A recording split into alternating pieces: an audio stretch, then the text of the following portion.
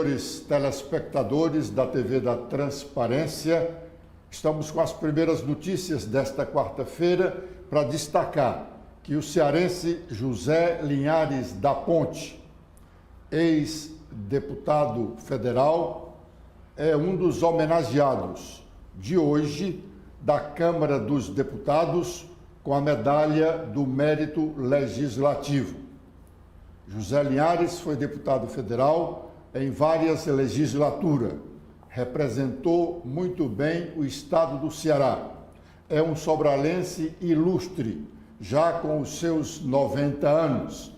Foi provedor da Santa Casa de Misericórdia de Sobral, que a transformou em hospital de referência, não apenas na zona norte do estado, mas no Ceará, com atenção para toda a população daquela região e mais habitantes dos estados do Piauí, do Maranhão e até do Pará.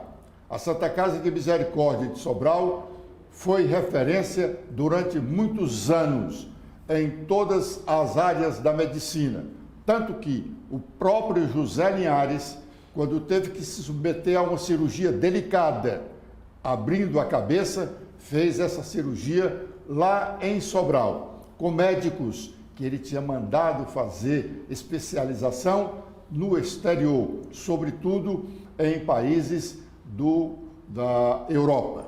José Linhares foi também presidente do Conselho Estadual de Educação. É um intelectual. Atuou muito tempo como diretor do Colégio Sobralense, o colégio mais importante na época, que era ainda de propriedade da Diocese de Sobral.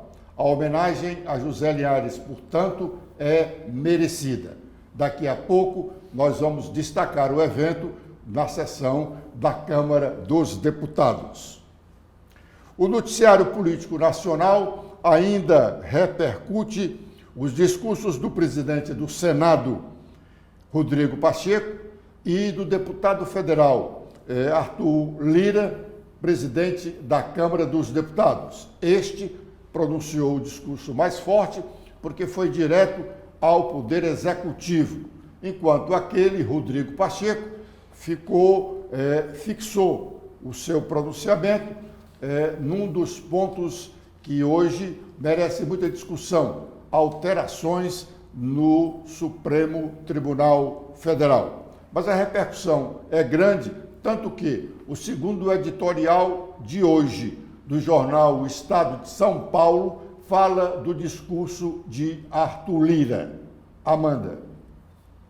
Olá, Edson. Olá, telespectadores da TV da Transparência.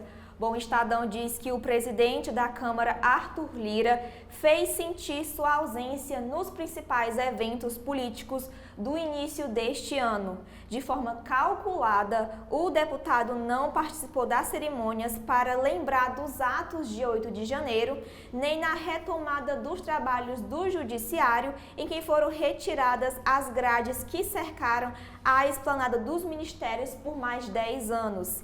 E agora se sabe o porquê. Seu primeiro discurso público na abertura do ano legislativo foi preparado para marcar a posição e enviar recados ao Executivo.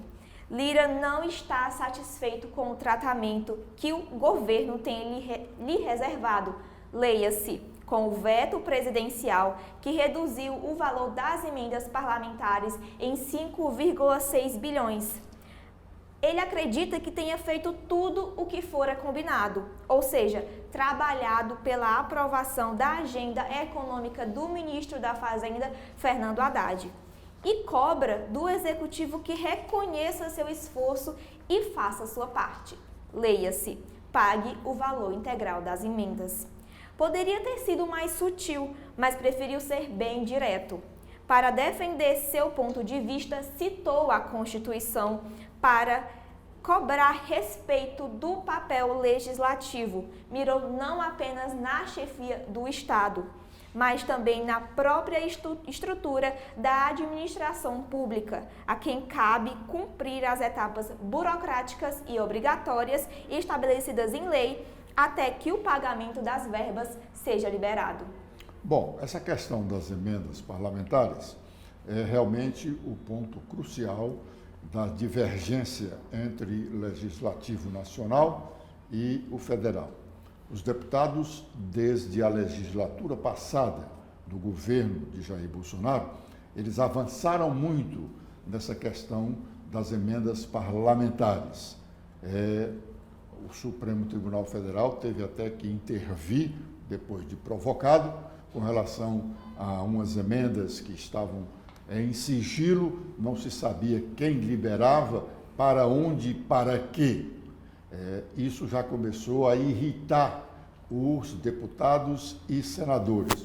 No governo Lula, agora ele vetou uma emenda que foi feita no Congresso ao Orçamento da União, vetou uma parte referente às emendas parlamentares obrigatórias.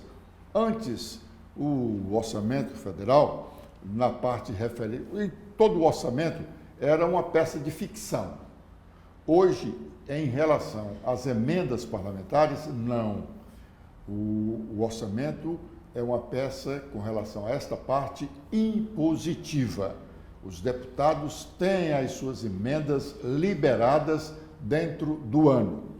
A divergência maior agora é porque, além da emenda dos deputados e senadores ter acrescentado 5 bilhões e 600 milhões em emendas de comissões, o presidente vetou essa parte, também vetou a parte que tornava obrigatória a liberação ainda no primeiro semestre deste ano. E os deputados fizeram isso calculadamente, porque nós temos eleições municipais.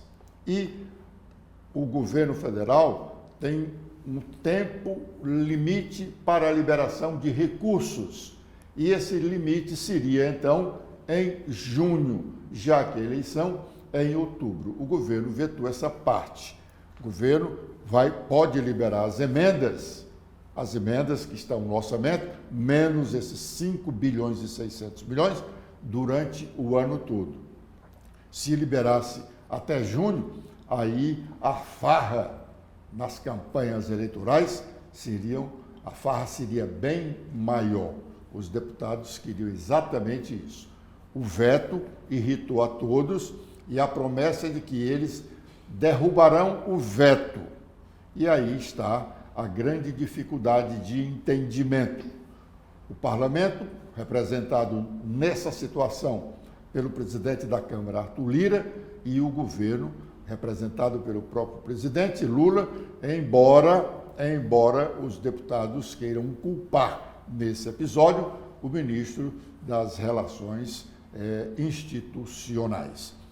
Vamos ter uma luta ainda grande, mas, sem dúvida, o Congresso sair vencedor. Se não do todo, mas em parte.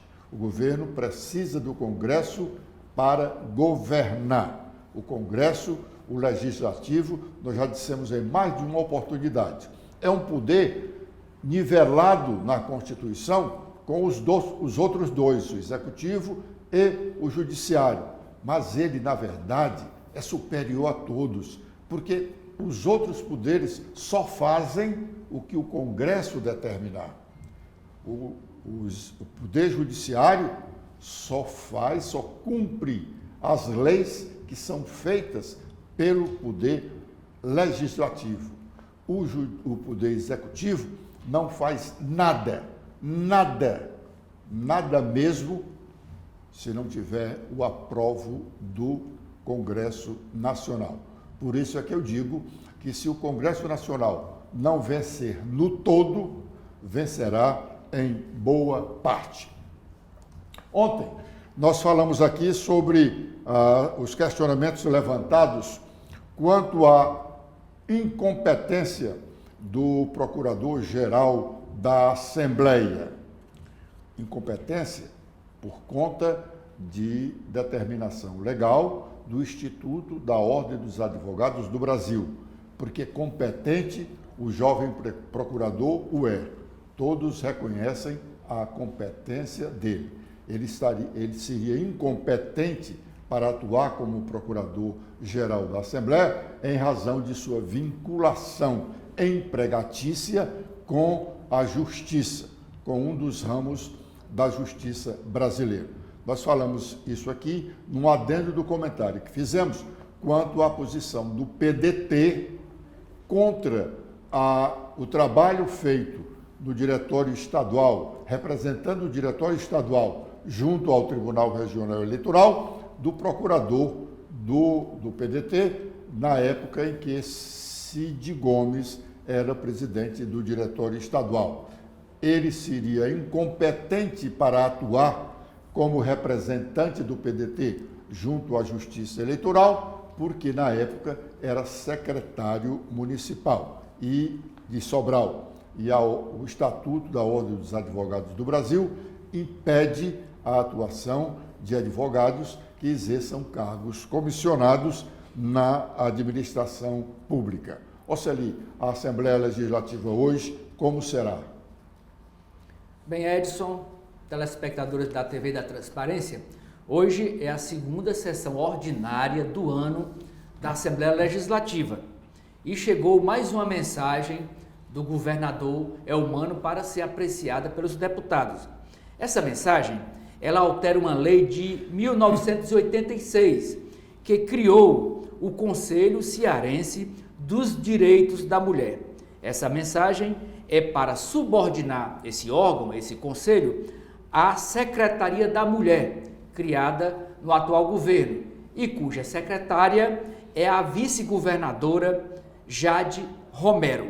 Também dão entrada na sessão de hoje, serão lidos e começam a tramitar 10 projetos de lei, 3 projetos de indicação e 44 requerimentos de iniciativa dos deputados. Os oradores da sessão de hoje estão escalados Antônio Henrique, Bruno Pedrosa, doutora Silvana, Firmo Camurça, Romeu Aldigueri, que é o líder do governo, e Queiroz Filho.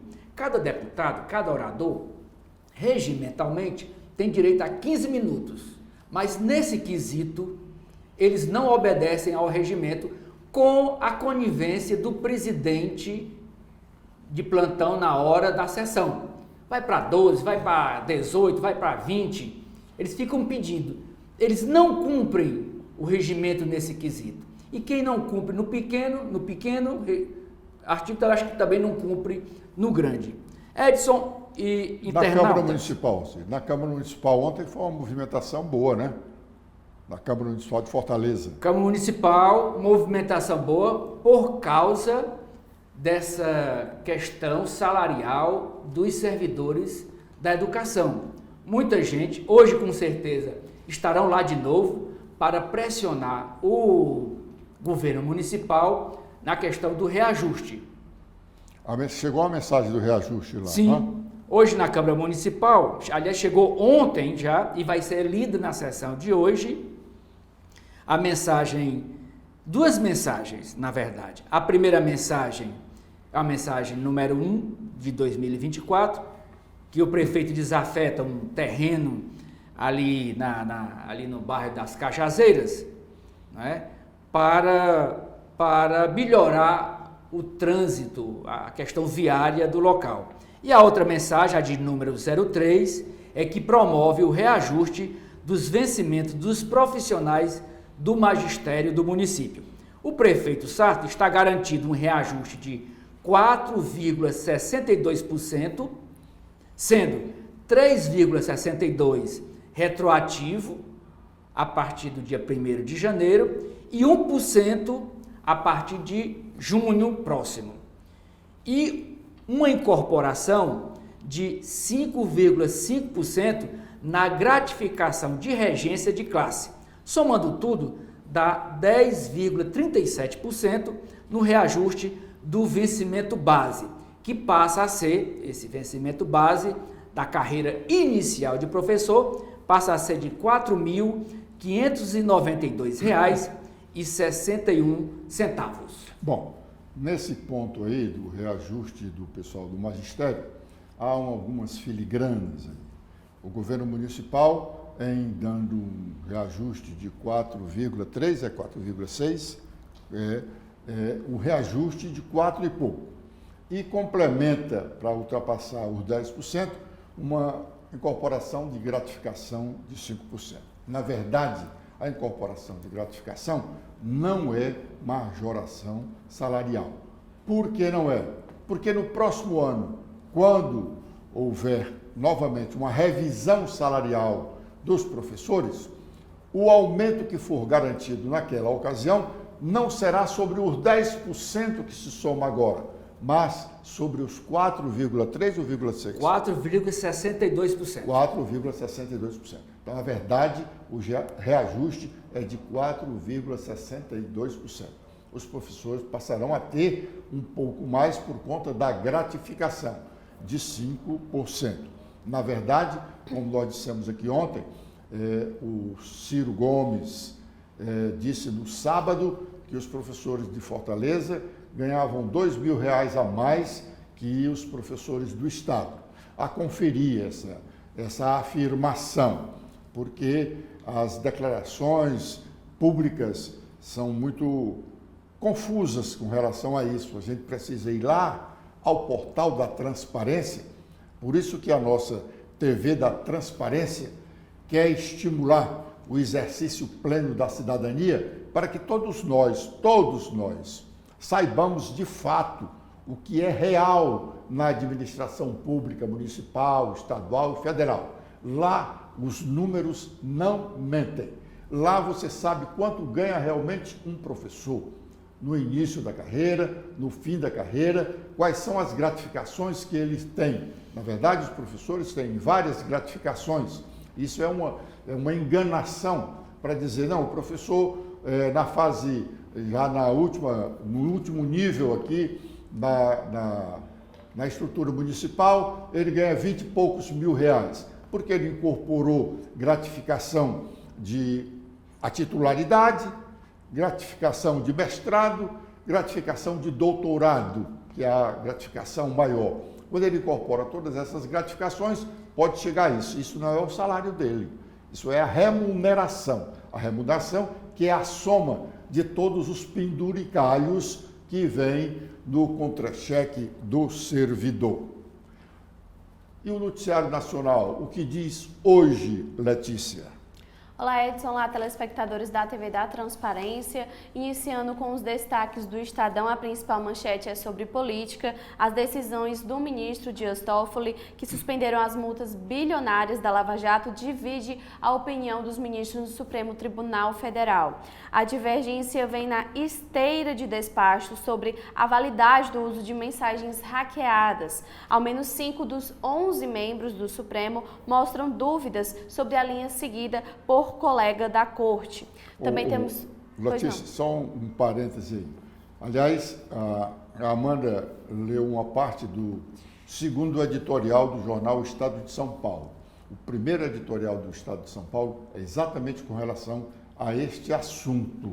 É um assunto que hoje está sendo discutido internacionalmente, porque o ministro, dizem, ficou magoado com a avaliação que fez a Transparência Internacional, que terminou por culpá-lo pelo fato de o país, o Brasil, ter decrescido no nível de transparência da administração pública. Essa decisão do ministro Toffoli hoje é discutida não apenas no Brasil, mas também por organismos internacionais. O que foi a decisão? Ele suspendeu, na linha daquela história da Lava Jato, de suspender, de anular as decisões do ex-juiz Sérgio Moro, o ex-senador da República. Nessa linha, o ministro Toffoli cancelou os acordos que tinham grandes empresas, sobretudo a Odebrecht, hoje com outro nome, de pagar uma multa ao governo brasileiro por conta das irregularidades praticadas na Lava Jato. Continue, Letícia. Bom, a próxima, a coluna de Vera Rosa, fala sobre a articulação do governo. A estratégia do presidente da Câmara dos Deputados, Arthur Lira, de confronto com o presidente da República, Lula, é arriscada e ameaça rachar o Centrão. O grupo tem candidatos à cadeira da presidência da Câmara, que se aproxima cada vez mais do Palácio do Planalto e, como eu havia destacado ontem, o preferido de Lira é Elmar Nascimento, deputado federal da Bahia pelo União Brasil. Com os destaques do Globo, temos em principal manchete que Lula vai a Minas Gerais e fecha série de agendas com 4 governadores bolsonaristas em uma semana. O presidente da República, que tem sua agenda para esse ano de 2024, viaja mais internamente no Brasil do que no exterior, como fez no ano de 2023. O petista encontrará Romeu Zema, um nome cotado para representar a direita na disputa pela presidência da República em 2026. Também temos a coluna de Malu Gaspar, que fala que Prates trabalha para minar Alexandre Silveira e aumentar a influência do PT no conselho da Petrobras. Prates, que é o atual presidente da Petrobras, e Alexandre Silveira, ministro de Minas e Energia. E com as últimas da Folha de São Paulo, temos que Tarcísio de Freitas cita estreita relação com o governo Lula e fala em carinho por Jair Bolsonaro, ele que foi ministro durante o governo desse ex-presidente. Em Milão, o governador de São Paulo afirma não estar preocupado com possíveis reações entre os seus apoiadores que vêm da linha bolsonarista. E Lula edita MP que isenta de imposto de renda quem ganha até 2 salários mínimos. E sobre o Congresso, Lira cobra esclarecimentos sobre possíveis repasses da saúde em nova pressão ao governo de Lula.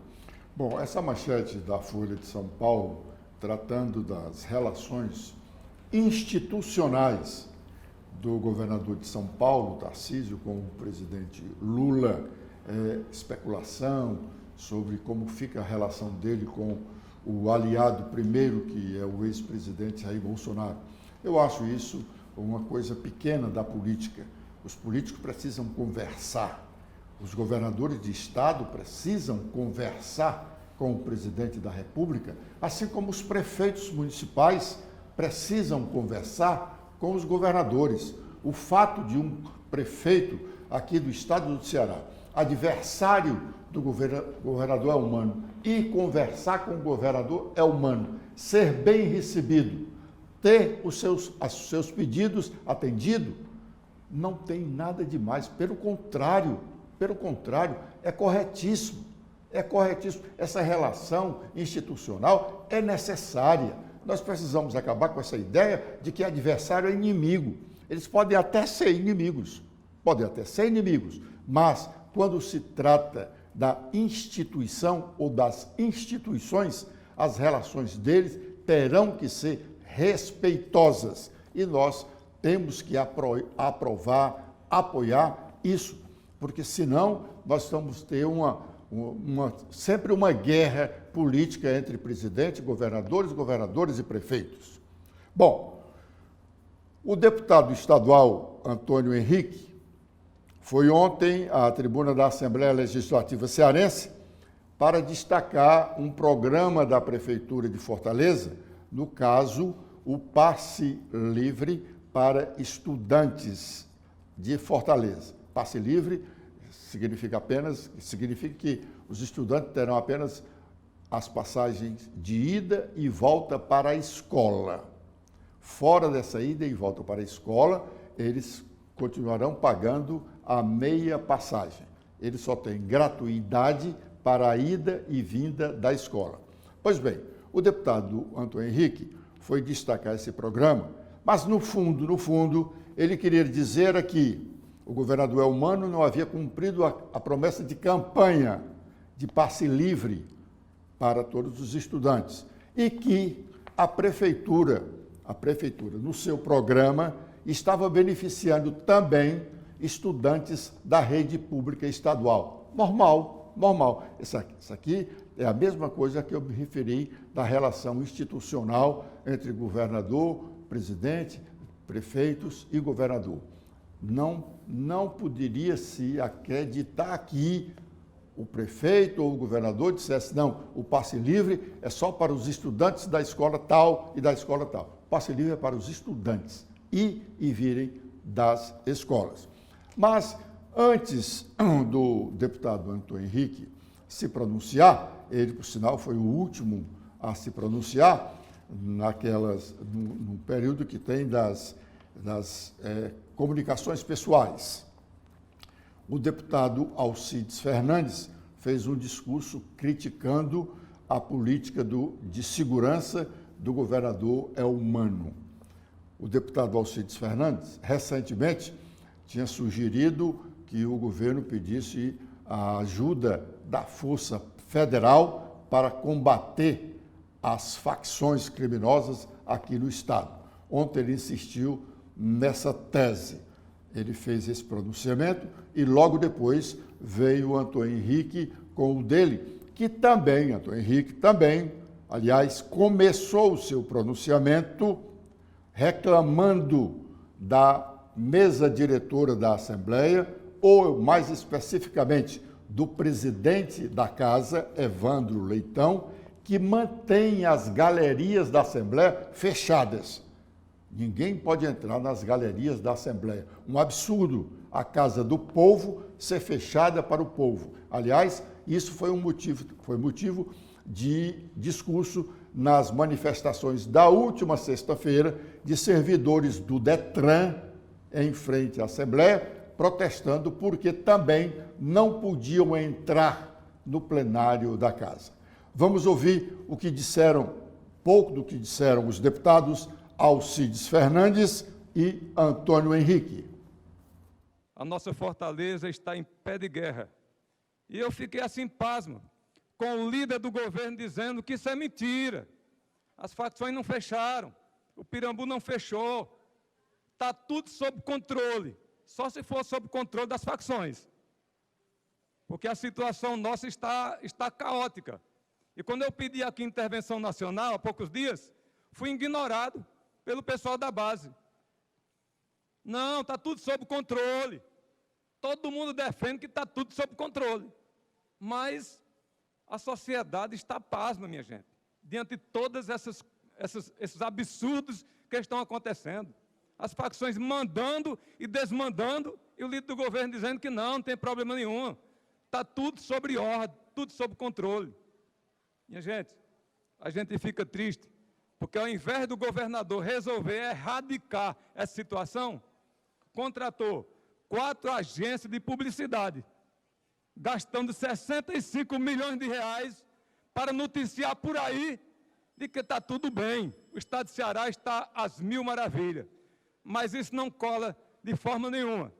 Nós estamos aqui para fazer oposição, para cobrar. O nosso povo não merece esse governo que está aí, um governo de um mandato só. E ainda mais, o pessoal aqui da base fica atacando o Sarto. Espera ainda, eu sou neófita, estou há pouco tempo aqui. Quem foi que colocou o Sarto aí? Há tempos ele era presidente da Assembleia, mas o pessoal aí do PT, PDT, juntaram tudo e colocaram o Sarto. Agora estão atacando o Sarto, atacando o Roberto Cláudio, mas antes era aliado de vocês. Mas agora vai outro presidente para lá, para no futuro vocês também atacar. Se vocês colocaram o Sarto lá, vocês é quem tem que dar satisfação de algumas coisas que estão acontecendo aí errado. E pessoas chegam para mim, e tem jeito para o estado de Ceará? E tem jeito para Fortaleza? Tem. Agora com esse está aí, com esse... Pastor, deputado, acrescentar mais 1 minuto para Vossa Excelência. Deputado, mas tem jeito para Fortaleza? Tem jeito para o Ceará? Com esses que estão aí, tem jeito não. Vai ficar do jeito da cantiga da perua. É de mal a pior. Mas, continuando aqui o debate sobre o transporte público do município de Fortaleza, eu tenho aqui alguns números. Dizer que hoje nós temos 276.474 estudantes que são beneficiados com o transporte gratuito para os estudantes aqui do nosso estado, da nossa cidade. E entre eles, nós temos 72 mil alunos da rede estadual. Isso quer dizer que o prefeito Sarto, ele faz política com P maiúsculo. Ele não está fazendo política para atender apenas parte da sociedade fortalezense. Independente dele ser aluno da rede pública municipal, da rede pública estadual, ser aluno universitário ou de escolas particulares, todos eles têm o mesmo direito. E mais uma vez eu reafirmo, a passagem é gratuita para ir e vir da escola.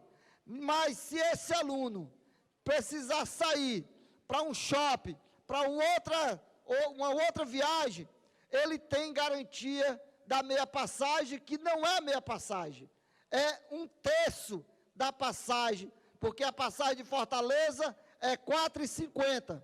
Senhor presidente, me conceda mais... Pronto. A passagem de Fortaleza é R$ 4,50. E a meia passagem, que não é meia, é 1/3. É R$ 1,50. Isso, mais uma vez, dizendo que não foi promessa de campanha do prefeito Sarto. Ele não prometeu, mas ele fez. Então, o prefeito não promete, ele faz. E eu quero saber quantas pessoas são beneficiadas com o vai e vem, que foi uma promessa do governador Eumano durante a sua campanha, mas que só veio para esta casa no final do ano de 2023. E até agora eu não tenho os números daqueles que são beneficiados. E é bom destacar que Fortaleza estava fora do programa Vai e Vem. Foi esta casa, através dos deputados de oposição e, claro, com o apoio do presidente, que a gente conseguiu colocar Fortaleza dentro do programa Vai e Vem. Então, mostra que o governador Eumano tem algum problema com Fortaleza. Eu acho que ele não gosta dos fortalezenses. Bem, na Assembleia nós tivemos vários outros pronunciamentos. Outros importantes foram os relacionados à disputa eleitoral deste ano lá no município de Maracanaú, que é um município da região metropolitana, muito importante pela sua pujança econômica e que atrai muito as atenções dos eleitores cearenses, das lideranças políticas do Ceará. Os deputados têm pelo menos 2 deputados que são candidatos à Prefeitura de Maracanaú e outros que são apoiadores da oposição e do atual prefeito Roberto Pessoa, que é candidato à reeleição. Mas o Oceli fez referência ao movimento ontem na Câmara Municipal de Fortaleza e se tornou maior com a manifestação grande de professores do município que estão em greve. Os professores tinham conhecimento da chegada da mensagem e hoje estarão lá de volta protestando com o índice do aumento, querendo que os vereadores rejeitem a proposição do prefeito e que o prefeito proponha uma nova majoração. Vários vereadores se pronunciaram sobre esse tema, alguns da oposição e outros da situação. Nós reservamos 4 trechos de vereadores, da situação e da oposição. Vamos ouvi-los. Primeiro, é importante a gente deixar claro a importância que tem os professores e professoras dentro da nossa educação. Nós sabemos que muito se fala em valorização, muito se fala, aliás, em ensino de qualidade, em escola de qualidade, mas nós só podemos falar em escola de qualidade quando a gente valoriza professores, professoras, funcionários, gestores, coordenadores, todo o pessoal que realmente faz a educação. E o que acontece? Os professores e professoras estão aqui desde o início do mês, pedindo aí para que o prefeito Sarto possa abrir um canal de negociação que já deveria ter feito em janeiro, infelizmente não foi feito e foram obrigados a realizar a paralisação das atividades. O que os professores e professoras querem nada mais é do que um aumento real dentro do piso salarial de 10,09%, entre outras lutas. E o que o prefeito deu, o que o prefeito está dando para a população saber, não são os 10,09%. A proposta do prefeito é os 3,62%, que já é do piso nacional, já é um direito, mais um pouco menos de 1% que chega até a inflação e está dando por fora 5,5% que já é nosso, da nossa regência. Qualquer soma simples, a gente vai compreender que isso não dá os 10,09%. Por isso que a categoria manteve a greve na última Assembleia, amanhã tem uma nova Assembleia, por isso que é necessário a categoria estar aqui, seguir o chamado do sindicato Sinjust, porque tem outras lutas, tem a recriação do cargo de técnico, tem a questão da taxação dos aposentados, tem a defesa dos direitos trabalhistas dos professores substitutos e substitutas.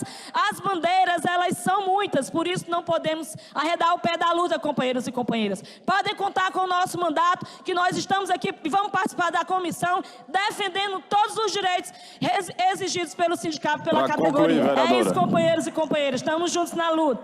Senhor presidente, eu fiz questão de chegar cedo, conversar já com os servidores, abrir ali, né, com a ordem do diretor-geral, Dr. Paulo Rolim, do presidente da Câmara e toda a mesa diretora, abrir o auditório, as galerias, para que os servidores, né, entrassem aqui nas dependências da Câmara Municipal de Fortaleza, Casa do Povo, e que sempre defende, né, todas as categorias, porque aqui, como disse o presidente Paulo Martins, não é lugar de promover atritos, discórdias, discussões. Aqui é lugar de se discutir a cidade e todos os problemas da nossa cidade. E, senhor presidente, nessa linha de que esta casa é democrática, é aberta, republicana, eu peço, né, a pedido dos trabalhadores da educação, para que forme uma comissão de vereadores para ir conversar com esses professores ali no auditório da Câmara Municipal de Fortaleza, para mostrar para eles entenderem como as coisas estão andando, a proposta do governo, como é, nós vamos ter que votar ela para poder ir para a folha de janeiro e já receber o retroativo. Nós precisamos que essa matéria seja votada até amanhã, portanto, nós teremos esse compromisso. O presidente Gardel, a mesa diretora, já disse isso, que terá feito o acordo, selado, a proposta encaminhada pelo prefeito de Fortaleza, que já anunciou, nós teremos e daremos todas as celeridades necessárias para a aprovação desta matéria, para poder já estar na folha de janeiro este reajuste anunciado pelo prefeito de Fortaleza, Sarto Nogueira. Portanto, senhor presidente, na qualidade aqui, pela liderança do governo nesta casa, vice-líder do prefeito Sarto, que sou nesta casa, eu peço para Vossa Excelência retirar, tirar uma comissão de vereadores, formar uma comissão de vereadores para se dirigir até o auditório para conversar com os professores, atendendo aí um pedido da categoria. Vereador Didi, que compõe a liderança junto conosco, está envidando todas as providências para que essa situação dos profissionais da educação acabe.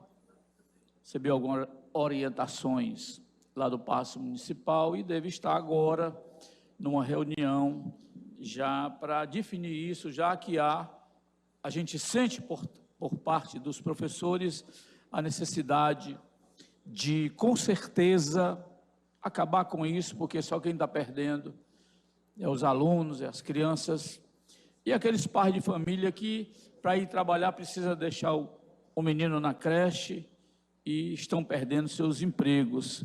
Claro que é muito justo tudo que está dizendo, porque se nós temos a melhor educação do país ou do Nordeste, essa educação tem que ser bem paga. E nós entendemos que o prefeito não está poupando nada daquilo que ele pode para que esses professores e profissionais tenham o melhor para darem o seu melhor para que nós continuemos a ser a melhor educação do país. Esse é o rumo que se deve tomar e eu sinto o interesse, a vontade dos professores em resolver esse problema. E se houver a boa vontade também do outro lado, eu acredito que hoje, no máximo amanhã, esse assunto estará resolvido.